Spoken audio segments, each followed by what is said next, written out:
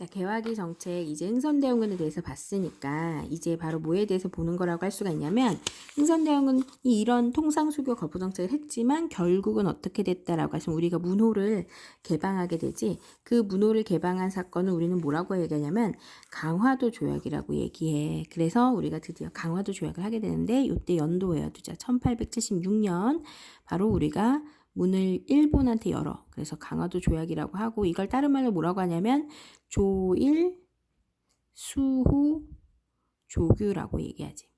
자, 조일, 수호, 조규는 너가 이제 중학교 때 좀 배운 게 있을 거야. 일단 우리나라 최초의 근대적 조약이자. 우리나라 최초의 근대적 조약이자 무슨 조약이다?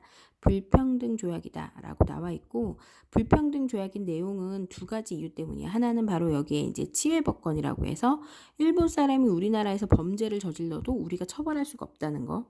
그렇지? 그리고 또 하나가 이제 불평등한 이유는 해안 측량권이라고 하는 걸 줘서 일본 애들에게 우리나라 그 당시는 뭐 공군이 있어 뭐가 있어 해군이잖아. 해안을 측량한다는 거는 해군이 어떻게 하면 침투하기 좋은가 이런 거 다 보여주는 일종의 군사 기밀을 보여주는 거거든. 그래서 이런 해양 측량권을 줬다는 걸 통해서 바로 무슨 조약이다라고 하는 거, 그치? 불평등 조약이다라고 하는 게 잡아내줘야 돼. 그치? 이게 되게 중요하다. 그치? 불평등 조약을 하게 됐다라고 할 수가 있겠지. 그치? 근데 이제 여기서 이제 문제에서 나오는 거는 근데 이 강화도 조약에 무슨 대우가 있느냐, 최혜국 대우가 있느냐 이걸 물어볼 거야. 최혜국 대우 많이 나오거든. 그래서 최혜국 대우는 뭐냐면 자동 적용 조약 이렇게 적어둬도 돼. 그러니까 예를 들어서 A라는 국가하고 B라는 국가가 최혜국 대우야. 그러니까 A가 B의 최혜국 대우야. 근데 B가 다른 C한테 좋은 조약을 맺었어. 되게 좋은 조약을 맺었어. 그러면 A한테도 얘가 최혜국 대우기 때문에 B한테 자동 적용돼. 이 G. 그러니까 예를 들어 산림체벌권을 C한테 줬지? 그럼 A도 자동으로 산림체벌권을 갖게 되는 거야.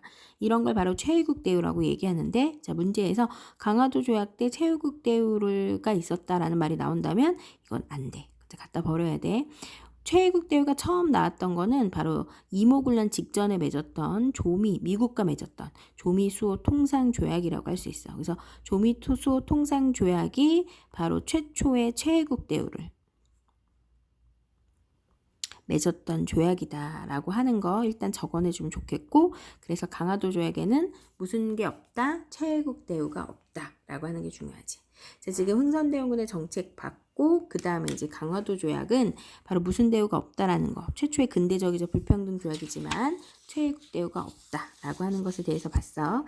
자, 그리고 나서 빵 터진 게 바로 1882년에 있었던 바로 뭐다? 이모군란이죠. 1882년 이모년에 일어난 군인들의 난. 구식군인들이 신식군인들한테 저항했던 난인데 이것은 결국은 흥선대원군이 재집권을 하게 되지만 이때는 이제 고종이 다시 이제 등장하게 되죠. 고종과 민씨 세력이. 그래서 흥선대원군이 뒷방 늙은이가 됐다가 이모군란 때 흥선대원군이 재집권을 해요. 군인들 난에 힘입어서. 그래서 흥선대원군이 뭐 했다? 재집권하게 되었으나 청군이 개입해서 흥선대원군을 납치해버리죠. 납치하게 돼서 결국 실패. 하지만 이제 그 결과 맺은 게 중요해요. 이모군란의 결과 무슨 조약? 제물포 조약을 맺었는데 이 제물포 조약에 바로 요때 이제 일본인 교관인 군인들 가르쳤던 신식군인을 가르쳤던 교관이 일본 사람이었거든. 근데 그 사람을 죽였어 군인들이. 그래서 일본인을 우리가 보호해주겠다라고 하면서 바로 일본 군대 50명이 우리나라 서울에 주둔하게 되지. 그래서 제물포 조약의 결과 최초의 바로 외국 군대가 근데 서울 주둔을 허용하게 되었다라고 할 수가 있겠고 요게 바로 뭐의 결과다? 이모군란의 결과야. 그래서 지금 이제 선생님하고 흥선대원군 강화도 조약 이모군란 배웠는데 이모군란에서는 이모군란의 결과 무슨 조약을 맺었다? 제물포 조약을 맺었다라고 하는 걸 일단 잡아내주고 그 다음 이모군란의 결과 조청, 상민, 수륙 무역 장정이라고 하는 걸 맺게 된대. 청나라가 도와줬잖아. 그래서 청나라와 조선의 상인들이 물과 육지에 무역할 수 있다라고 해서 청상인의 내지 침투. 청상인이 우리나라 이제 항구에서나 뭐 국경선에서 무역했던 거 아니라 우리나라의 내지까지 침투가 가능하게 됐던 조약을 맺죠. 이게 바로 조청 상민 수륙 무역 장정이라고 할 수 있겠고 이것도 뭐의 결과다? 이모군란의 결과다라고 하는 거 잡아내 주자. 자, 지금 개화기 보고 있어서 제일 먼저 흥선대원군 맞고, 그 다음 강화도에는 체국대우가 없다 맞고, 이모군란의 결과 무슨 조약을 맺었다? 재물포 조약을 배웠지. 자, 그 다음에 이제 1884년에는 바로 무슨 조약을 맺게 되냐면 갑신정변이라고 하는 조약, 이제 사건이, 조약이 아니라 갑신정변이라는 사건이 일어나게 되지.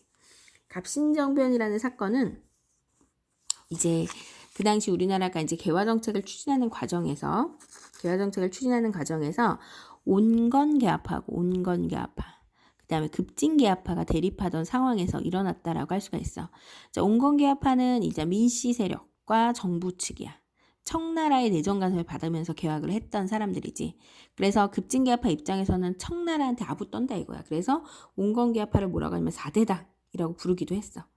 친청파야. 자, 급진개화파 같은 경우는 이제 대표적인 사람이 이제 김옥균 같은 사람인데 굉장한 천재였다고 하지. 그래서 김옥균과 그의 친구들.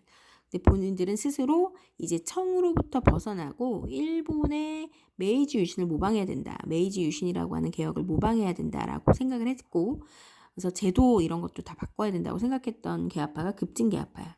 그래서 김옥균을 중심으로 해서 개화당이라고 하는 걸 만들어서 우리가 진짜 개화당이다라고 생각했던 사람들이 급진개화파다라고 할 수가 있겠지.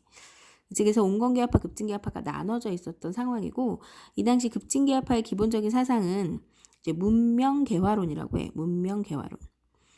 일본의 후쿠자와 유키치라고 하는 사람이 이 일본의 메이지 유신의 사상적 토대를 만든 사람이야. 근데 그 사람이 뭐라고 했느냐?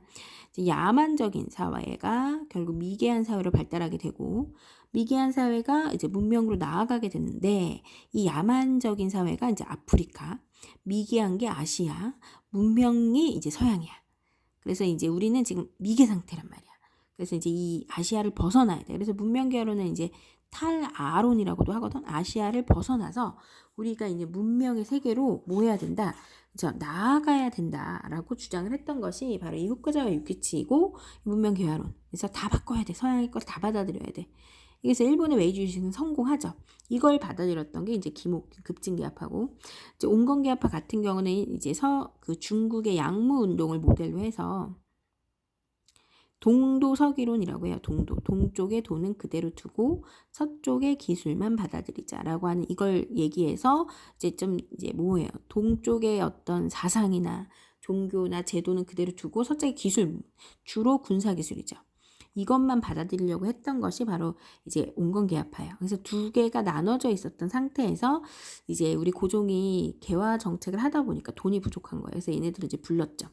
당시 온건개화파 측에는 마건상 혹은 마젠창이라고 하는 청나라의 고문이 와 있었던 상황이에요. 그래서 야, 지금 돈이 부족한데 어떡하니 했더니 마젠창이 웃으면서 뭐 그게 뭐 어려웁니까? 그냥 당오전이라고 하는 화폐를 발행하십시오. 이렇게 얘기했던 거예요. 김옥균 막 난리가 난 거죠. 그 청나라 애들한테 지금 간섭 받으면서 이거 또 돈을 찍어내. 장백전 때도 물가가 얼마나 올랐는데 이건 너무 바보 같은 거다. 막 화를 내는 거예요. 이게 청나라한테 어떻게 그럴 수가 있냐. 청나라 애들 내정가 막 화를 내는 거예요. 그래서 고종이 그럼 너의 의견을 하거라 했더니 김옥균이 말하길 자기가 일본과 친하니 일본에 가서 돈을 빌려오겠소. 이렇게 얘기한 거죠. 그래서 돈을 빌리러 갔어요. 하지만 실패하게 되죠. 그래서 김옥균이 이제 약간 말단직으로 갔을 때 그때 이제 일본의 다케조라고 하는 공사관에 있었던 사람이 일본군 50마리를 빌려줄 테니 우리 같이 정변을 일으키자라고 해서 우정국 개국을 축하할 때, 우정국 개국이라고 해서 우체국 여는 걸 축하하는 축하연 때 이제 거사가 일어난 거 된 거죠. 그래서 첫 번째 날에는 이 축하연 때에 일어나서 고종과 명성, 민씨 세력을 이제 경욱이라는 궁궐에 이제 가두고 본인들이 정권을 잡고, 두 번째 날에는 이제 14개조 정강이라고 하는 개혁안을 발표하죠. 개화당을 선포하면서. 하지만 세 번째 날에 결국 청군이 다시 들어오게, 이때 청군이 빠졌을 때거든요. 잠깐 이모군란 진압하려고 왔던 청군 3,000명이 빠졌을 때에서 잠깐 청푸전쟁 때문에. 근데 그 청군이 다시 돌아와서 청군 때문에 결국은 개입해서 결국은 실패하게 되면서 많이 들어봤죠. 갑신정변 바로 매질천하, 그쵸? 3일천하 이렇게 하고죠. 3일천하. 갑신정변은 3일천하라고 나오고, 이 갑신정변을 주도한 계층은 바로 무슨 개화파다라고 하는 거 잊으면 안 돼요. 무슨 개화파? 네, 급진개화파라고 하는 거. 그래서 갑신정 급진개화파가 주도했어. 개화당이 주도했고 메이지 유신을 모방하려고 했었다. 문명개화론. 그쵸? 그리고 3일천하다. 그리고 이제 이때 발표했던 14개조 정강의 내용을 좀 볼 필요가 있어요.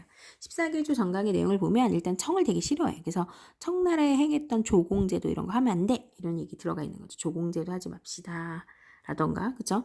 흥선대원군 청나라에 잡혀가 있는데 조속히 다시 돌아오게 하고 또 신분제 폐지 있는 문벌타파 이런 게 들어가 있어요. 그래서 이제 되게 좋은 것 같지만 자, 여기서 이제 중요한 게 이제 지조법 개혁이라고 하는 게 나와요. 지조법 개혁. 그렇죠? 이거 가지고 이제 애들이 많이 틀리는데 지조법이라고 하는 거는 자, 토지 제도에 대한 개혁이다. 즉 갑신정변 당시 때 토지 제도에 대한 개혁을 얘기했다. 맞을까 틀릴까요? 뭔가 이제 지자가 들어가면 이게 토지 제도 개혁이라고 생각하는 학생들이 있는데 아니라는 거죠. 그렇죠? 지자가 들어간다고 토지 제도 개혁이 아니라 바로 이거는 토지 조세제도 개혁이에요. 그래서 갑신정변 때는 토지제도 개혁이 없었고 조세제도의 개혁만 있었다라고 하는 것을 잡아낼 필요가 있어요. 그래서 갑신정변 하면 무슨 법 나와줄 필요 있죠, 여러분? 그쵸? 지조법 나와주면 좋겠죠. 그쵸? 자, 그래서 지금 개화기 정책 보고 있어요. 그래서 제일 먼저 흥선대원군, 우리 흥선대원군 하면 바로 이제 경복궁중건. 당백전, 병인양요, 신미양국 구분하는 거. 두 번째 강화도 조약에서는 최일국 대우가 없었다. 그다음에 이모군란의 결과 재물포 조약, 그쵸? 그래 갑신정변은 급증개합파 김옥균, 14개조 정강은 지조법인데 이건 토지제도 개혁이 아니다라고 하는 거 잊으시면 안 되겠습니다.